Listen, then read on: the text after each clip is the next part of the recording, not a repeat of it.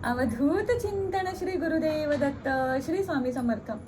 नमस्कार मंडळी, स्वरूपम समर्थम चॅनलमध्ये तुम्हा सर्वांचं खूप खूप स्वागत करते. आजच्या व्हिडिओमध्ये आपण बोलणार आहे ग्रहण. ग्रहणात गर्भवती स्त्रिया, वृद्ध आणि जे व्यक्ती अपंग असेल, आजारी असेल, त्यांनी काय करावे, काय करू नये ह्याबद्दल आपण आजच्या व्हिडिओमध्ये बोलणार आहे. ग्रहण असला की आधीपासून अशी मान्यता आहे की आता ग्रहण आहे, तर ग्रहणात जे काही गर्भवती स्त्रिया, आजारी व्यक्ती, अपंग व्यक्ती आहे, त्यांनी काय करायचं आहे तर ग्रहणात घराच्या बाहेर निघू नये.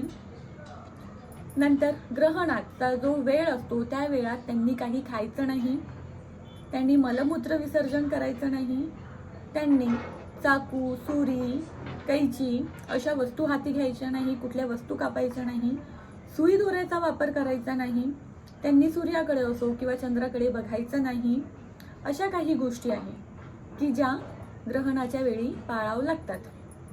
खरंच पाळावं लागतात नाही म्हणजे विचार करा की ह्या सगळ्या गोष्टी का बनवल्या गेल्या आहे, का आपल्याला सांगितलं गेलं की ह्या गोष्टी पाळायच्या.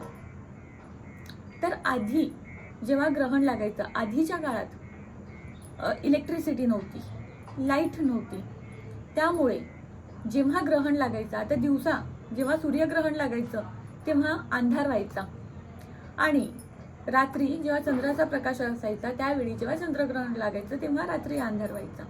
तर ग्रहणात जेव्हा अंधार व्हायचा त्यावेळी कुठलेही व्यक्ती, आजारी किंवा गर्भवती महिला किंवा ज्या व्यक्तींना कुठला गंभीर आजार आहे ते जर बाहेर निघाले तर त्यांना त्रास होणार.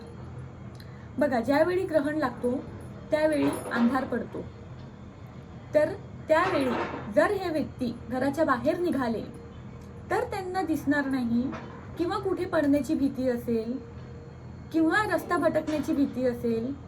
ह्या गोष्टीमुळे आधीपासून अशी मान्यता आहे की ग्रहणात बाहेर जाऊ नये. पहिली गोष्ट.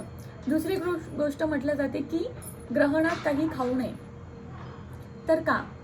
आधीच्या काळात जसं मी सांगितलं इलेक्ट्रिसिटी नव्हती, त्यामुळे जर कुठली गोष्ट खायला घेतली ग्रहणाच्या काळात तर ती व्यवस्थित त्यात कचरा आहे, कुठली गोष्ट पडलेली आहे हे दिसणार नाही. त्यामुळे तेवढा काळ आपण काही खाणं टाळायचं. चाकू, सुरी, कैची, धारदार वस्तूंना हात लावायचा नाही. साहजिक आहे, जर आपल्याला कुठली गोष्ट व्यवस्थित दिसत नाही आहे आणि आपण धारदार वस्तूंना हात लावला तर आपल्याला इजा पोहोचू शकते. आपल्याला काही आपला हात कापू शकतो, आपल्याला कुठे लागू शकतं. त्यामुळे सांगितलं आहे की ग्रहणात गर्भवती महिलांनी, आजारी व्यक्तींनी, ज्यांना कुठला रोग आहे त्यांनी चाकू, सुरी, कैची यांना हात लावू नये.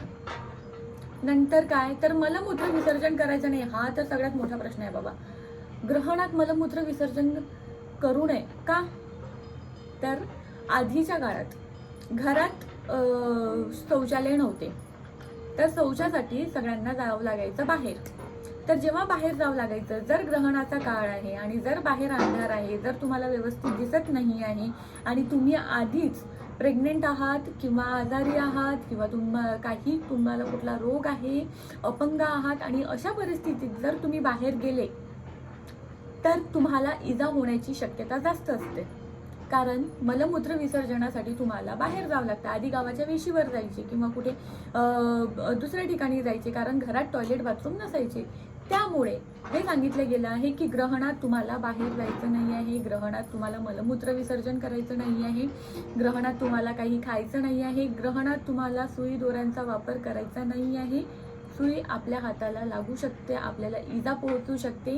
त्यामुळे बघा, आधीच्या ज्याही मान्यता होत्या त्या आपण अंधश्रद्धा म्हणून फेटाळण्याऐवजी आपण त्यावर विचार करायचा की त्या लोकांनी असं सांगितलं होतं की असं करायचं नाही.